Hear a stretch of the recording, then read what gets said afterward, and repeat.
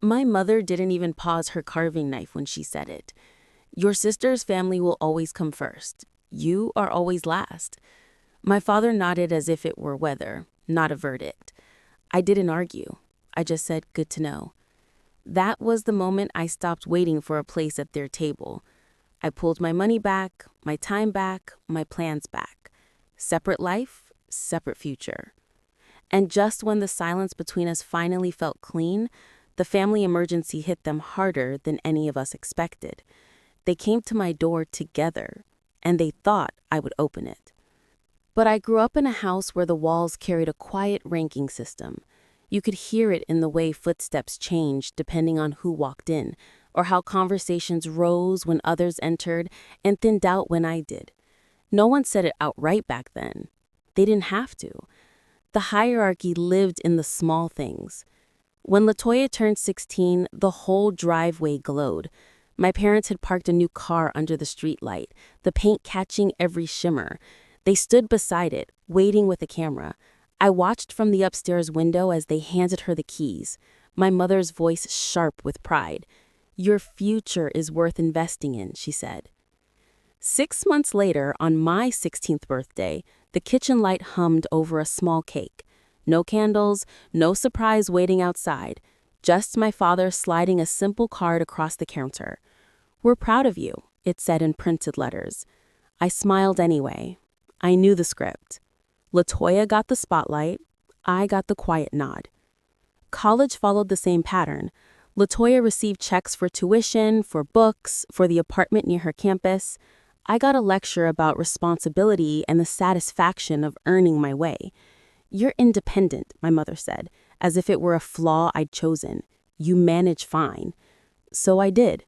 I stocked shelves in the early morning, wrote code for small freelance projects at night, and saved every spare dollar for community college. During my last shift at the grocery store before fall semester, I remember looking at the break room fridge.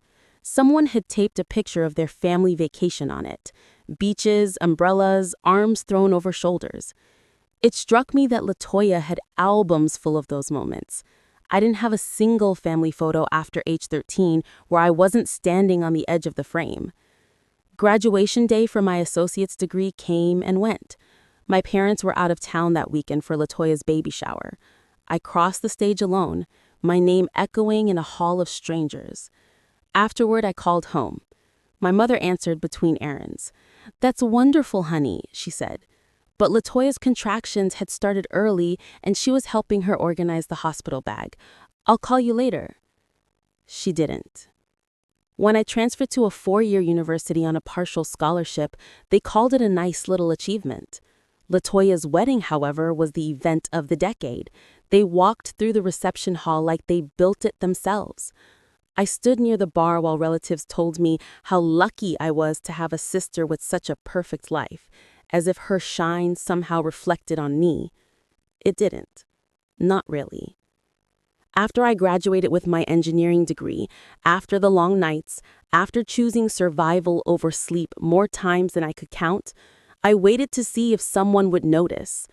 My mother congratulated me between pouring juice for LaToya's toddler. My father asked if I had any prospects yet, while Noah talked loudly about refinancing their house. No one asked how I managed it alone. No one asked what I wanted next. By then, I had learned to stop expecting space to open for me. I carved out my own, small at first. A few investments, strict budgeting, a quiet apartment with dim morning light.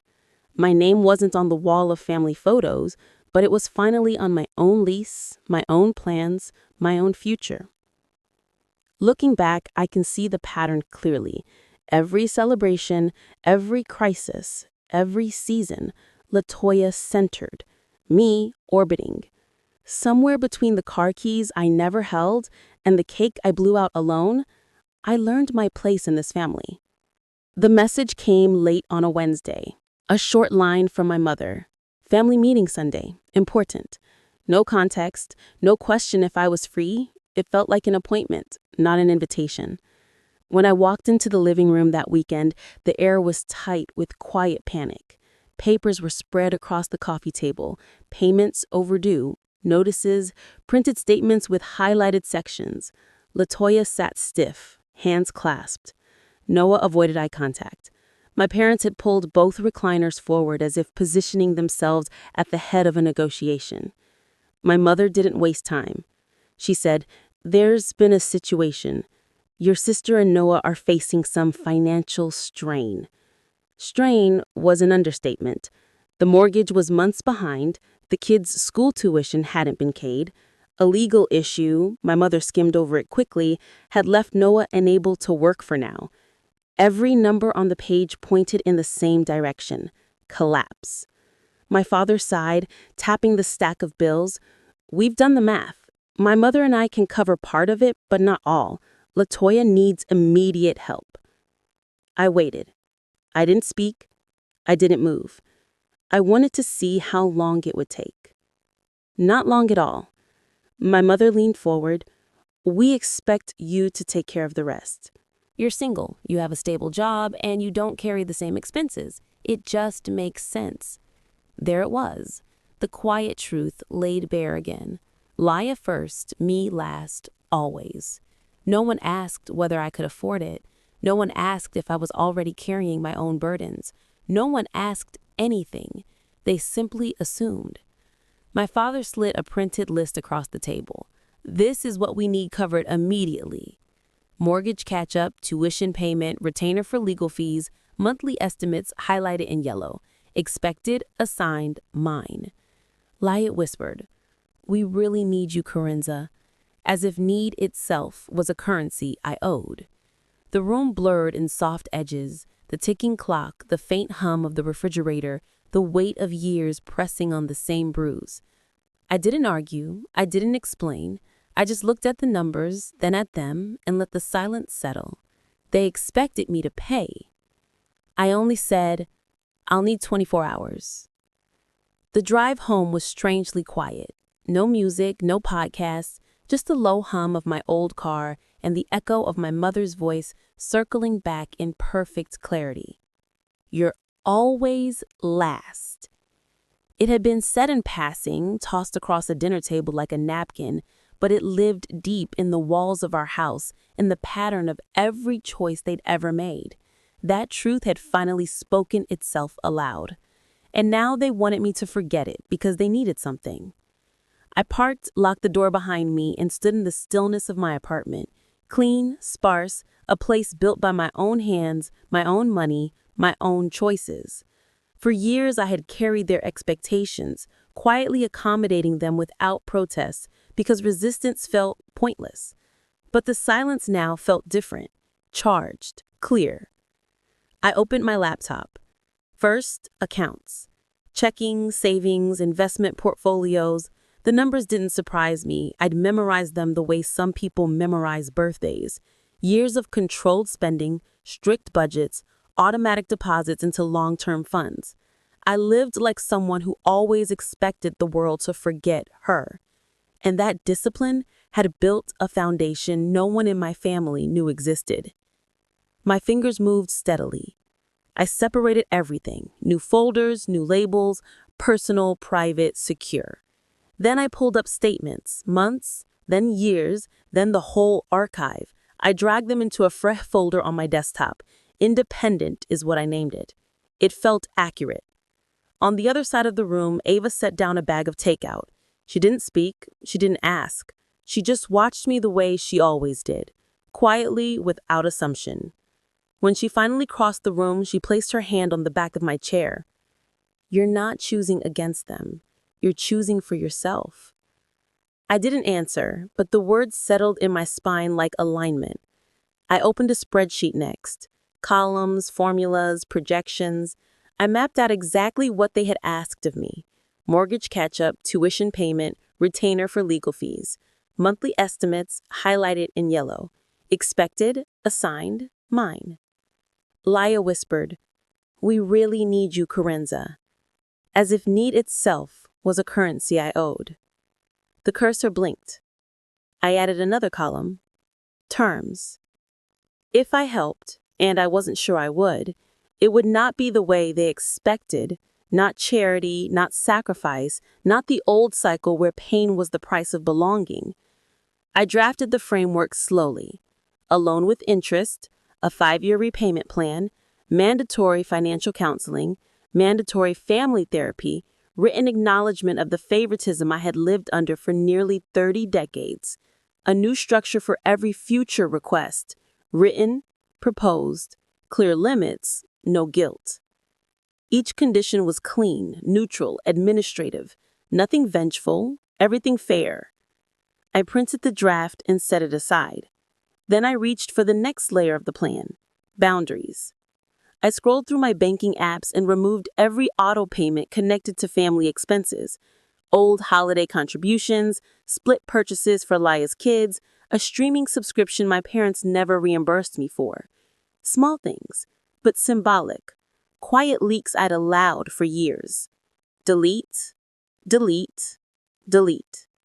Each confirmation screen felt like a stone lifted off my chest. I went to my email next, typed a short message, and saved it as a draft. If things escalated, I'd send it without hesitation. Simple, firm. I will not assume responsibility for decisions I did not make. My apartment was silent except for the soft hum of the heater taking on. Ava sat on the couch now, legs folded beneath her, watching me without interrupting. There was no pity in her eyes, only recognition. "You've been holding your breath your whole life," she said gently.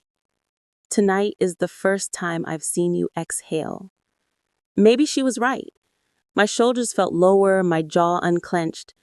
I returned to the table, gathered the pages into a neat stack, and placed them inside a plain folder. No dramatic labels, no markings, just order. I imagined the scene tomorrow, my parents leaning forward, Laya wringing her hands, Noah rehearsing justifications, all of them assuming my 24 hours were spent finding a painless way to give them everything. They had no idea this silence was not submission. It was preparation. I closed the folder. I wasn't angry, not anymore. Anger requires hope, hope that someone will see you, choose you, treat you differently. I didn't hope for that now. I only wanted truth, structure, and a life that finally belonged to me. Ava's voice softened.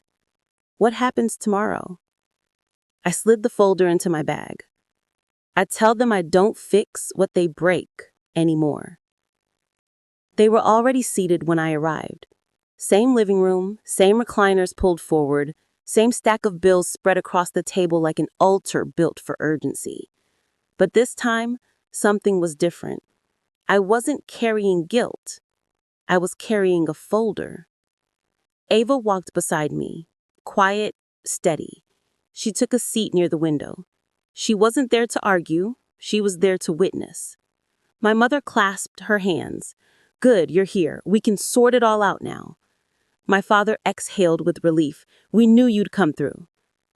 "Carenza," Laya said with a trembling smile, "we really appreciate this." They were thanking me for a decision I had not made. I sat down, placed the folder on the table, and lifted the cover. Bank statements, investment summaries, retirement allocations, target date portfolios, stock option agreements, all neatly arranged. The room shifted. My mother leaned forward first, her eyes narrowing. "What? What are all these?" I slid one page to her. Context. My father reached for another page, scanning the numbers. The rustle of paper was the only sound. He froze halfway through. It wasn't just the balance. It was the realization, sharp, sudden, that they knew nothing about my life. Every assumption and every idea of who I was crumbled in his hands. My mother's voice thinned. "Why didn't you ever tell us you were doing this?" "You never asked," I said. Silence dropped, clean and absolute. I pulled out the next document, the loan terms. Noah leaned forward, his brow furrowed. "Is this a contract?" I nodded. If you want financial help, it won't be blind sacrifice. It will be structure. She recoiled. Structure? For family? For adults, I corrected.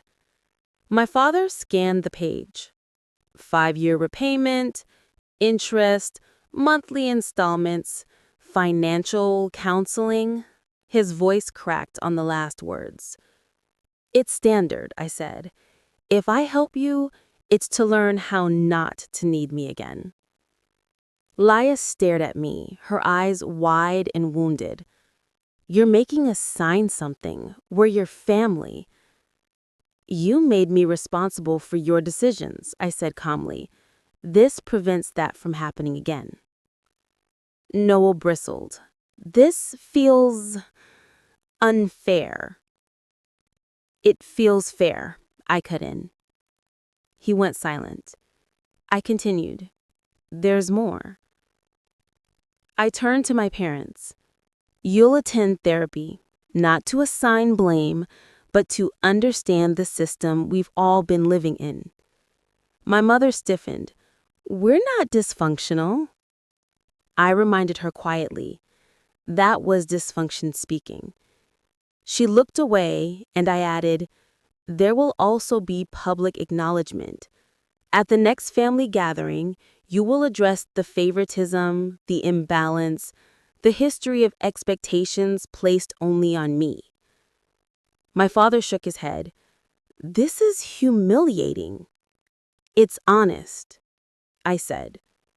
Humiliation only happens when the truth is too heavy to hold. The room tightened around us, everyone suddenly smaller in their chairs. Finally, I pushed the last document toward them. This is what you asked for me. Mortgage catch-up, tuition, legal retainer. These are your numbers. This is the cost of your choices.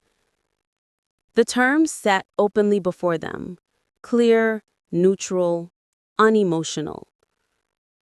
My mother whispered, You really won't help unless we agree to this? I met her gaze. I said good to know at Thanksgiving. I meant it.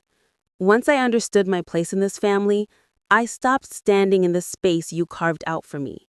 If I'm always last here, then I have to be first in my own life. No one spoke. I reached into the folder one more time and placed a pen on top of the contract. It rolled slightly, then stilled. You have 24 hours. The same time you gave me. My father swallowed hard. And if we say no? I stood, lifting my bag. Ava rose beside me. Then you handle your own emergencies the same way I learned to handle mine. I walked to the door. Behind me, the room stayed frozen. 6 months passed before I walked back into that house. Not for a crisis, not for a demand, for a scheduled family therapy session. Our last one. The changes didn't happen overnight, but they happened. Laya and Noah had signed the terms. Every installment of the loan arrived on the same day each month, transferred cleanly without excuses. Financial counseling reshaped the way they moved through the world. Their spending grew quieter, their decisions more deliberate. They no longer acted as if their needs were gravity and everyone else must orbit. My parents changed too, though slowly, like thawing ground. In therapy, Dr. Miriam guided them toward words they had spent years avoiding: patterns, imbalance, expectations, truths spoken without flinching. My mother cried the first time she said, "We didn't see you." My father cried the first time he believed her. As for me, I wasn't angry anymore. I wasn't waiting anymore. My life had widened. I'd moved into a brighter apartment in the city, one with tall windows where mornings felt like a beginning instead of a negotiation.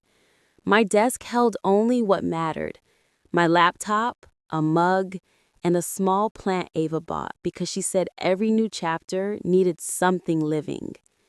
We spent slow Sundays exploring neighborhoods, stopping for coffee, speaking about futures without measuring them against anyone else's needs. She never asked me to shrink. I never expected her to rescue me. We met in the middle, two people building something without ghosts tugging at the edges. On quiet nights, I cooked while she read on the couch. Sometimes she'd look up and say, "You seem lighter," and I realized she was right. My shoulders no longer curled inward. My hands no longer tightened around invisible expectations. Silence didn't feel like punishment anymore. It felt like air. The loan statements from Laya and Noah were tucked in a drawer, organized but no longer emotional. Proof that fairness could exist where chaos once lived. Before leaving the final session, Dr. Miriam said gently, "This is a family learning to walk differently, and you were the one who changed the grounds beneath them." Driving home, evening lights stretched across the road. My apartment waited, quiet, warm, mine. For the first time in my life, nothing felt borrowed. I placed my keys on the table, the metal soft against the wood. Nothing like the glittering set my sister once held in the driveway. This set was quiet, earned, chosen. The window was open just enough for the evening air to move through the room, steady and cool. Ava was in the kitchen, humming softly, the kind of sound that didn't ask anything of me. Families don't always change because they want to. Sometimes they change because someone stops carrying the weight for them. They said I was always last. That's when I stopped standing in.